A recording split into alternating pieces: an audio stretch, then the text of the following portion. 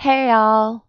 Amanda here with an attempt to explain and recap Episode 6 of American Ninja Warrior Season 12, the weirdest season so far. 33 ninjas were supposed to run tonight, however only 30 were shown, and some just barely. There's so much to talk about in this recap, and most of it we didn't even see on screen. But like the ninjas on their way to hitting buzzers, first we must make it through this 10 obstacle course. Once again, we start with the shrinking steps, where athletes run up 5 steps that decrease in size and which are angled on an incline. The steps lead to a rope that they then must jump out to reach and swing to the landing platform. No one went out here. Next, returning from last season, we have Spring Forward. Spring Forward consisted of 4 bars this time, each connected to a spring at the end. The first and third bars were attached to the left side, and the second and fourth bars bent from the right. This caused it to bounce when competitors grabbed onto them. Competitors must make the transition from one bar to another, then make the dismount to the landing platform. No one went out here either. Back from last week, we have Clockwork. Ninjas must jump to grab a handle attached to a sprocket. This sprocket is interconnected to 2 other sprockets, and moving the handles while trying to gain momentum for the transfer causes all the other sprockets to move, altering the positions of the handles attached to them. Timing is key on this one, and took out 4 competitors. Burn Rubber, the new balance obstacle, consists of 3 tires, all offset to the right of each other by 1 foot, that spun as athletes stepped on them. 4 athletes got tripped up here. Another event returning from last year, we have the Slingshot. Competitors must make a transition through a series of 8 cradles made of bungee by jumping a bar from one cradle to the next. Each cradle is at a varied height, keeping the ninjas slightly off balance as they work their way across to the landing platform. 5 ninjas wiped out here. Then, ninjas must scale the 14.5-foot concave warped wall, and everyone who made it here succeeded. Next was the Salmon Ladder, which looks like a ladder without the steps and has a bar resting on the 2 rungs at either side. Competitors must use their momentum and upper body strength to climb the ladder by jumping the bar up the rungs till they reach the top. Everyone who made it here completed it. Then, the ever-exciting corkscrew returns from last week. Ninjas faced a series of 3 poles, each with a red wheel attached, that spun them to the bottom. Ninjas had to pull their lower bodies up to their chest to avoid gravity pulling their bodies from the wheel. They then must make a 4-foot lache to grab the next wheel, and survive 2 more downward spirals until they can swing out to the landing platform. This ended the night of 8 competitors. Next is another new event to this season, the Dungeon. Ninjas had to climb up a vertical plexiglass wall, using pegs to pull themselves up. Once they reach the top, the wall drops horizontally, and ninjas must make their way across the bottom of the wall, using the same pegs they used to climb up with. Then they jump to another plexiglass wall, and grab 2 long handles, and use their momentum to turn the wall 180 degrees to jump to the landing platform. 2 athletes gassed out here. And we end with the 35-foot spider trap. Athletes ascend a long chute by pressing their hands and feet against the sides of the wall. The spider trap also has 3 sets of trapdoors at the 10, 22.5, and 35-foot marks, each weighing 100 pounds. Both 50-pound doors must be opened completely before a ninja can advance through to reach the buzzer. 1 person experienced heartbreak here. Of the 12 competitors who advanced tonight, 6 of them hit buzzers. Only the top 12 fastest ninjas of the night advanced, and if 2 women were not on that leaderboard, the 2 women that made it the furthest the fastest advanced. As for the runs themselves, there were so many discrepancies in this episode, I just did not have enough time to do all the research needed to answer all the questions I have, but what I have found out, I will share with you now in this recap of the second night of semifinals. Please bear with me, this is going to get confusing. In order of appearance, first up, we had Verdale Benson. This former U.S. veteran ran a slow and steady pace, and although he stumbled through Burn Rubber, he was able to make it to the first corkscrew, but his arms got twisted up, and he fell. Next, I thought we would hear more about Thomas Stilling's love story with his wife, but instead, his run was digested. He spun out on the 3rd corkscrew, and although they obviously couldn't tell us at the time, Thomas did make it far enough fast enough to advance to the finals. Dan Polizzi was up next, and surprisingly, not only did we get to see his run in full, but he also made it far enough fast enough to advance. He stumbled in Burn Rubber, where he used his hands for balance, but the host said that was okay, and after making such a big deal over using your hands on the spinning bridge earlier. Bro Brandon Mears was watching on the big screen with his son, cheering on Dan as he made it to the dungeon before gassing out on his climb across the first plexiglass board. When I saw Megan Martin up next, I got nervous, and rightfully so. Megan danced up the shrinking steps and bounced perfectly through spring forward, but took a lot of extra swings on clockwork, and it looked like she may have been second-guessing herself. Tired and confidence shaken, Megan double-stepped the second tire on burn rubber and belly flopped on the third tire, sending her into the water. This is the first time Megan has gone out on a balance obstacle. We do congratulate her on her engagement, however, and wish her all the best in the future. I hope she comes back next year. Cheesecake ninja Alex Carson shimmied after making it through burn rubber, but he lost his grip on the handle after landing on a bungee cradle on Slingshot. His run was digested. The ninja who invited Alex, Deck Cake Ninja himself, David Wright, also had his run digested. Back for only his second season, David looked to be having an incredible run from what they showed us, but just kicked off the second plexiglass board at the end of the dungeon, causing him to hit the water. Luckily, he made it far enough fast enough to advance. 20-year-old Baker and rookie Amir Malik had an insane run and may have been the fastest time of the night had tragedy not occurred. Amir flew through spring forward, wasting no time, but made me nervous when he grabbed the handles of clockwork with one hand. He had a near-perfect run on the back half of the course, riding the corkscrew like a pro and making the dungeon look effortless, and he was 5 feet away from the buzzer when his shoes slipped, causing him to fall to the crash pad beneath him.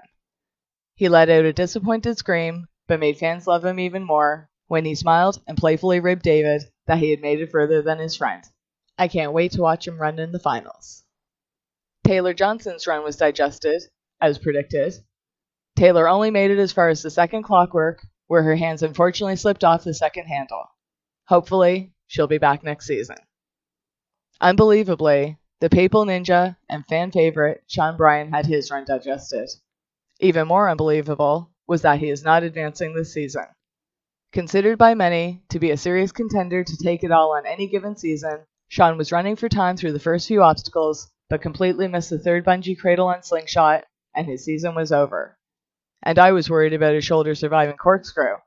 I never saw this coming, and this is all the more reason why you never want to miss a moment of the action. The Phoenix Najee Richardson was joined in progress, because why not? It seems like that's what they're doing to all the top contenders this season anyway, so...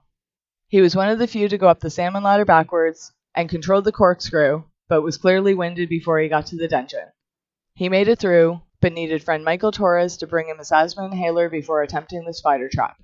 It seemed to do the trick because Najee flew up the spider trap, hitting a buzzer with a time of 6:35.79.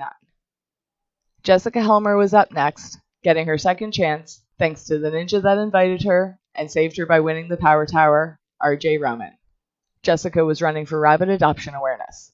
She missed the last handle on clockwork, and her run was digested. Joshua Lewis was shown next, but in a digested run. I guess it's better than being referenced in a flashback during someone else's run though, right? Joshua took full advantage of the second chance Joe Moravsky gained him by winning the Power Tower. Joshua looked to be putting up a really good run, from what we were allowed to see, and made it as far as the corkscrew, where his hand slipped off the second wheel. In a nice twist, however, Joshua was able to get there fast enough to advance him to the finals. Good for him. I hope he does well and comes back again next year. The other rookie who won a second chance, thanks to Joe Moravsky's Power Tower win, Will Shalager looked good through the first two obstacles, but then started screaming before attempting each new event. He managed to pull himself up to the landing pad after a stumble on burn rubber, and made me nervous as he powered through Slingshot. He made it up the warped wall in the salmon ladder with ease, but was not able to hold on to the wheel on corkscrew. I think fans will be cheering for him next season, where I'm sure he'll return if he's given the chance. Next, in one of the most upsetting digested sections of the season, the only 3 ninjas who have competed in all 12 seasons of the show, some of whom even competed in Japan before the show even hit America, were all barely a mention. First up, breakdancer and veteran of the show, Lauren Ball had his run digested. From what we were allowed to see, he flew through the first 3 obstacles, but landed on his hands and knees, tire 1 of burn rubber. Apparently, using your hands here is okay, but Lauren was not able to recover and slid off the landing and into the water.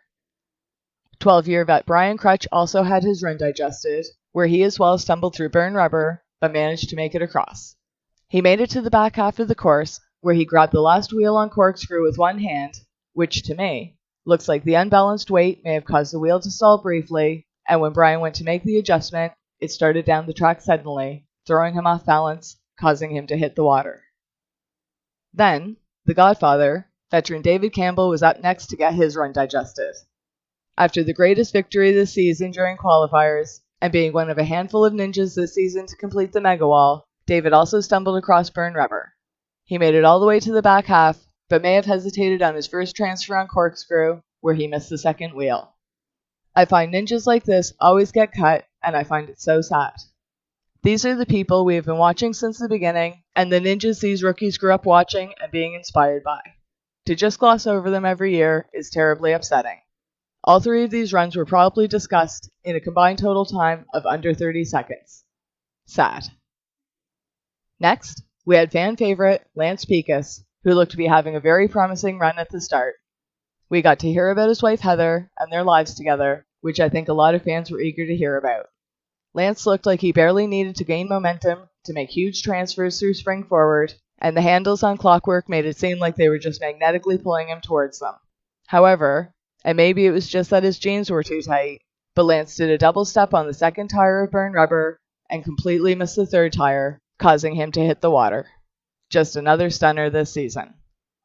Up next was photographer Alex Nye, who was invited by Megan Martin and whose run was completely cut from qualifiers, where he advanced in 11th place on the leaderboards. He missed the third cradle and slingshot, and his run was digested. After hitting her first buzzer in qualifiers, Tiana Weberly's run was also digested. Her hands unexpectedly slipped off the third handle on Clockwork, ending her season. Nurse Maddie Howard returned for her second season and was looking promising early on when she bounced perfectly through spring forward, landing in a rolling somersault. And although it looked like she was losing momentum on the first handle of Clockwork, she powered through. Unfortunately, she wiped out on burn rubber, but I fully expect to see her back next year. Rookie Tage Harrington may have been one of the biggest upsets of the season so far.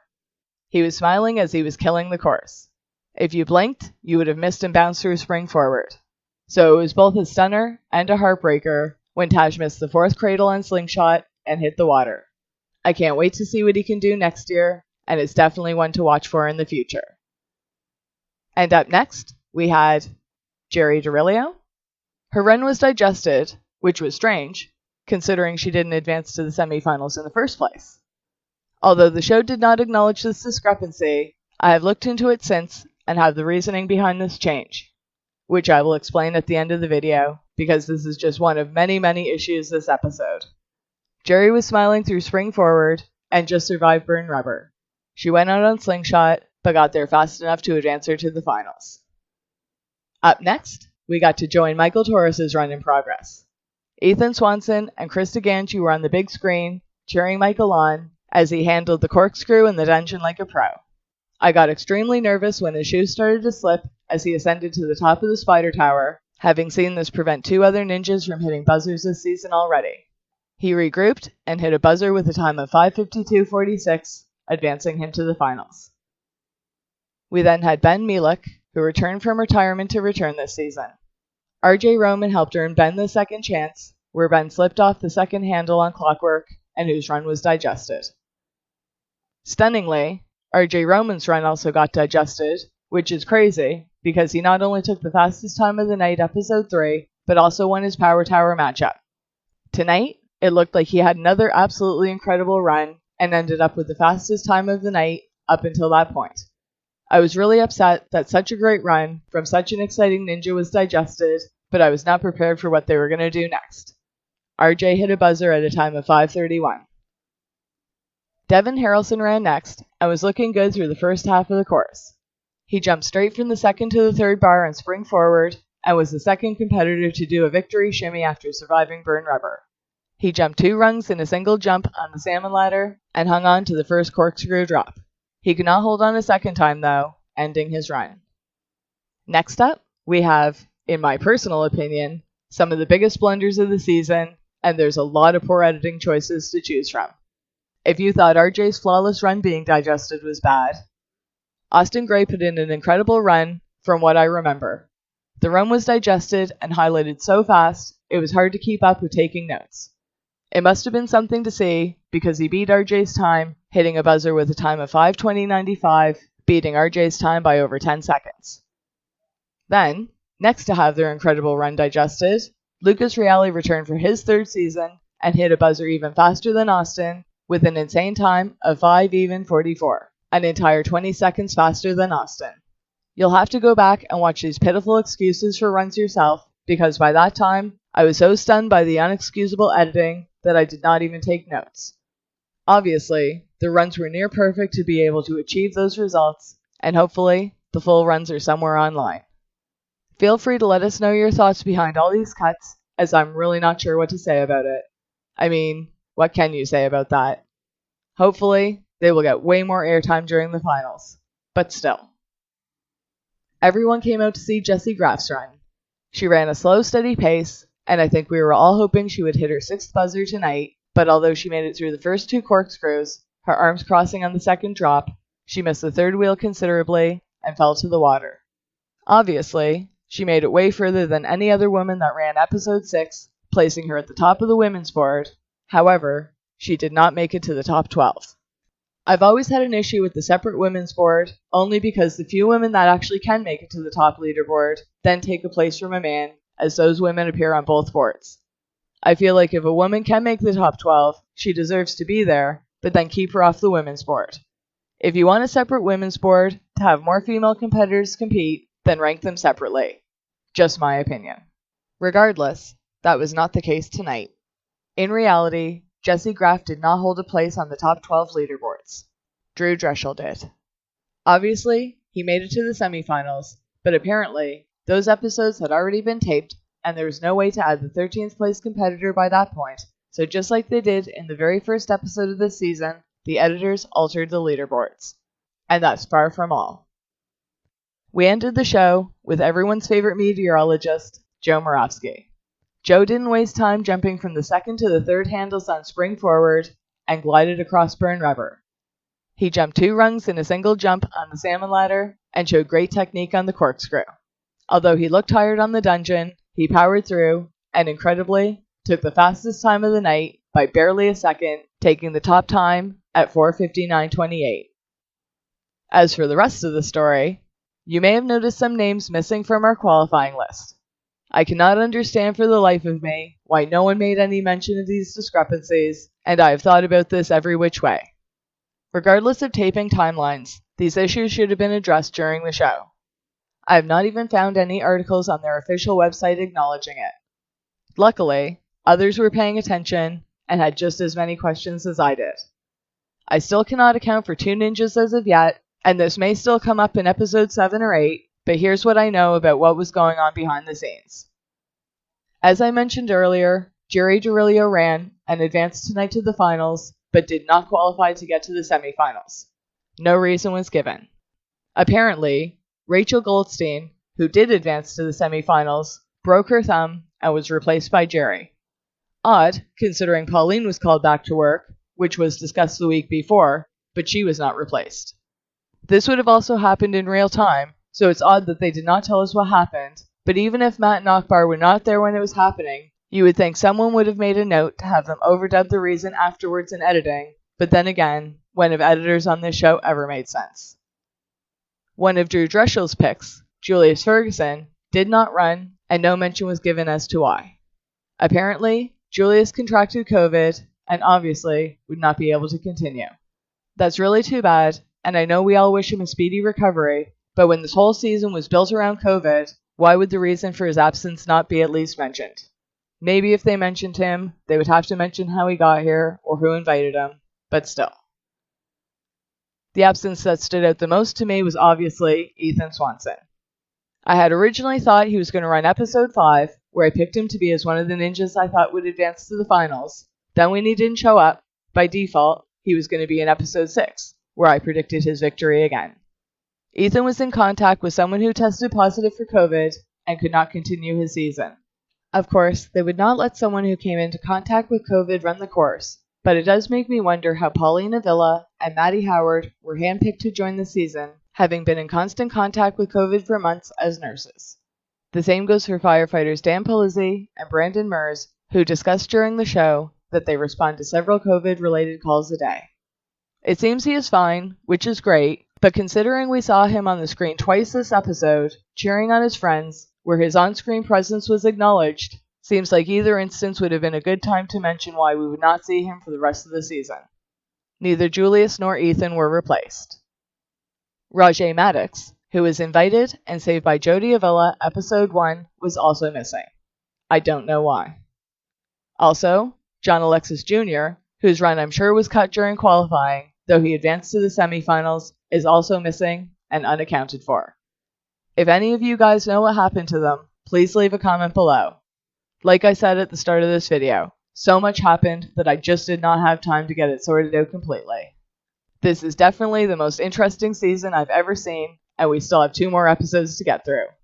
Night 1 of the finals airs Wednesday, October 28th, where the remaining 27 ninjas run another 10-obstacle course with 2 new obstacles in an effort to make the top 8. Only the fastest survive. I will attempt a basic prediction video, because clearly, I couldn't even guess at how things may play out at this point. I've heard about the events, and I know who should have advanced. You'll have to tune in and see who actually shows up, and theorize if people disappear for no reason, with me, as we go to the finals Wednesday. Check local listings for details, and until the next video, try to enjoy what they show us.